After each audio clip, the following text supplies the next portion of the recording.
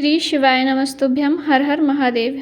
वैशाख का पावन महीना चल रहा है और वैशाख माह की पावन तिथि यानी कि एकादशी से लेकर अमावस्या तक की पावन तिथियों में 5 दिन में आप यदि कोई भी उपाय करते हैं तो वैशाख माह के पूरे वैशाख माह का आपको पुण्य प्राप्त हो जाता है। आइए वीडियो शुरुआत करते हैं। जय श्री भक्ति ज्ञान सागर यूट्यूब चैनल में आप सभी का स्वागत है।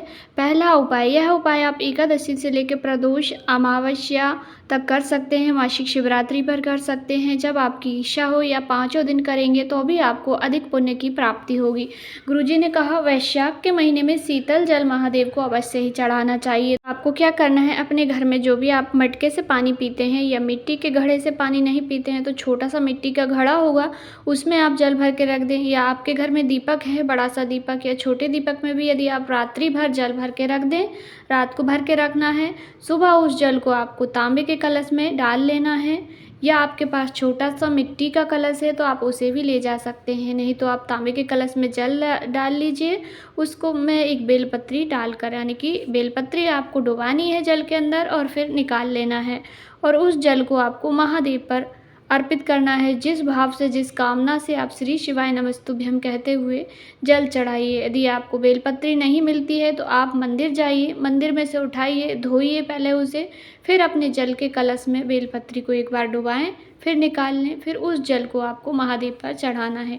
यदि आप मनोकामना पूर्ति के लिए, नौकरी के लिए, धन प्राप्ति के लिए, कर्ज मुक्ति के लिए जल चढ़ा रहे हैं तो आपको पूरा जल चढ़ाना है महादेव पर और झेल न कर आचमन नहीं करना है। और यदि आप रोग मुक्ति के लिए कर रहे हैं, किसी भी बीमारी से ग्रसित हैं, रोग से मुक्ति चाहते हैं तो आप जल को झेल लीजिए और घर लाकर या नंदी बाबा के पास बैठकर उस जल का आचमन कर लीजिए। जो भी इस उपाय को वैशाख महीने की विशेष तिथियां यानी कि एकादशी, प्रदोष, मासिक शिवरात्रि और अमावस्या पर करता है, उसके जीवन से दुख हमेशा के लिए समाप्त हो जाते हैं। ये वैशाख माह का सबसे प्रबल उपाय है, ज़रूर से ही कीजिएगा। दूसरा उपाय, गुरुजी ने कहा यदि आप वैशाख माह में सत्तू का दान करते हैं या सत्तू का सेवन करते हैं या महादेव को सत्तू चढ़ाते हैं तो यह आपके जीवन के सारे कष्टों को दूर कर देता है। 3 चीज़ों को मिलाकर सत्तू तैयार किया जाता है। गेहूँ, चने, कहीं कहीं पर इसमें जो भी डाला जाता है, और शक्कर। तो आप सत्तू या घर पे भी तैयार कर सकते हैं या तो आप मार्केट में किराने की दुकान पे आप सत्तू बोलेंगे तो आपको बना बनाया सत्तू मिल जाएगा। तो सत्तू आपको महादेव को अवश्य ही अर्पित करना है। सत्तू अमावस्या आएगी, जो अमावस्या आने वाली है उस अमावस्या के दिन कर सकते हैं या आप किसी भी दिन, यानी कि वैशाख की जो पावन तिथियां हैं उसमें से आप कभी भी बाबा को सत्तू अर्पित करें। सत्तू कैसे आपको अर्पित करना है, एक छोटा सा कागज़ लीजिए, कागज़ के अंदर आपको थोड़ा सा सत्तू लेना है और उसे महादेव की शिवलिंग के पास में चढ़ा देना है, या शिवलिंग पर चढ़ा सकते हैं या जलाधारी के पास भी आप पुड़िया को रख सकते हैं कागज़ वाली। और आप मंदिर में सत्तू दान करना चाहते हैं तो आप सत्तू का पैकेट दान कर सकते हैं, या आपने घर पे बनाया है तो किसी भी कुछ में भी रख के आप सत्तू का दान ज़रूर करें। और सत्तू का आपको वैशाख माह में सेवन भी करना है। सत्तू अमावस्या के दिन तो विशेषकर सेवन किया जाता है सत्तू का। और आप ज़रूरतमंदों में सत्तू का दान भी करें। आपके घर में जो भी आए उन्हें भी आप सत्तू अवश्य खिलाएं। इस माह में सत्तू खिलाने का बहुत अधिक पुण्य मिलता है। तीसरा उपाय, यह उपाय वैशाख माह की प्रदोष का है।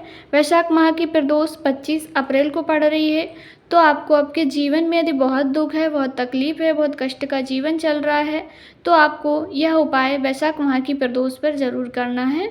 यह उपाय वर्ष में 3 बार ही किया जाता है, तो आप इस वैशाख माह की प्रदोष पर ज़रूर कीजिएगा। उपाय करने के लिए आपको 7 बेलपत्री के कांटे लेने हैं, पत्ती नहीं लेनी, कांटे लेने हैं आपको।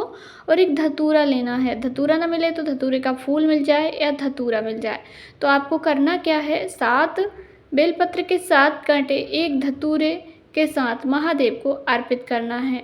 कब करना है, आपको शाम के समय प्रदोष काल में करना है। यह उपाय शाम को 25 अप्रैल को प्रदोष काल में आप अपने जीवन में जितने भी दुख चल रहे हैं, जितने भी कांटे चल रहे हैं, कर्जा हो गया है, धन नहीं आ रहा है, उसकी प्रार्थना करके बाबा पर आप पहले धतूरा चढ़ाइए, फिर बेलपत्री के कांटे चढ़ा दीजिए।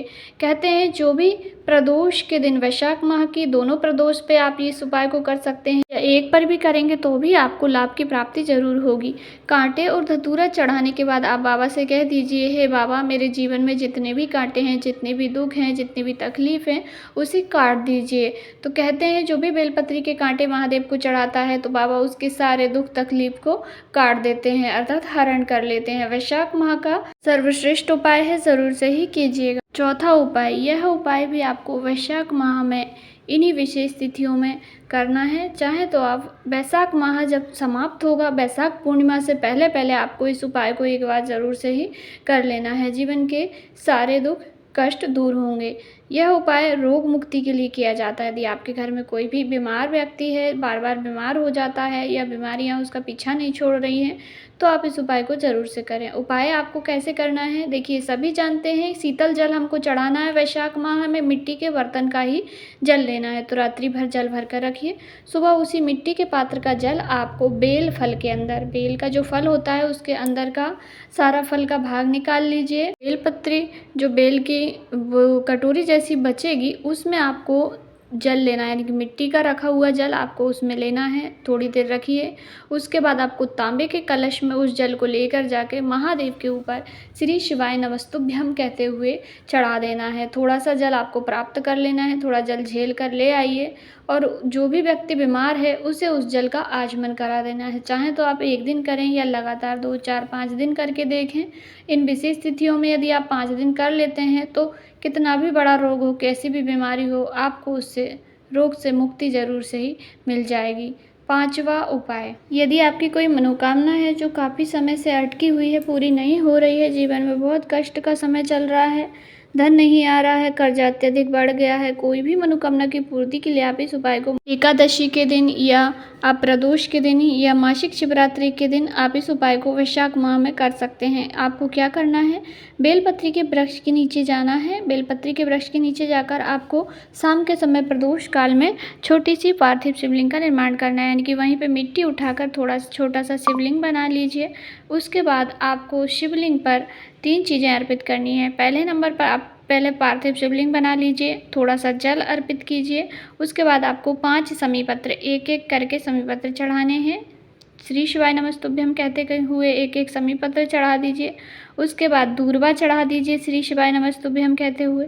फिर एक चावल का दाना चढ़ाना है। गुरुजी ने कहा चावल के दाने को आप केसर से पीला कर लें या हल्दी से पीला कर लें, या अष्टगंध चंदन जो आता है वो लगाकर आपको उसको केसरिया रंग का चावल पीला कर लेना है। उसके बाद चावल चढ़ा दीजिए, थोड़ी देर वहीं पे रुकिए, श्री शिवाय नमस्तुभ्यम कहिए। उसके बाद वहीं पर उस शिवलिंग का विसर्जन कर दीजिए। 1 लोटा जल चढ़ाकर सभी सामग्री को हटा दीजिए और विसर्जन कर दीजिए।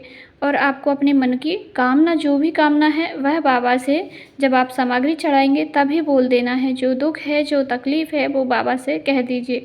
गुरुजी ने कहा कम से कम 15 दिन, ज़्यादा से ज़्यादा 3 माह में आपकी जो भी कामना होगी, जो भी आपकी समस्या होगी, महादेव उसे पूरा ज़रूर कर देंगे। वैशाख का पावन महीना चल रहा है, पावन तिथियां हैं, सभी उपाय बहुत ही लाभदायक है, अवश्य ही कीजिएगा। आज की दी गई जानकारी वीडियो थोड़ी सी उपयोगी लगी हो, पसंद आई हो तो वीडियो को लाइक, चैनल को सब्सक्राइब जरूर करें। कहीं पे कुछ समझ नहीं आया हो तो आपका अपना चैनल है, ज़रूर से पूछिएगा। महादेव के जयकारे ज़रूर से लगाएं। वैशाख का महीना है, मंत्रों का दान करें। श्री शिवाय नमस्तुभ्यम। हर हर महादेव।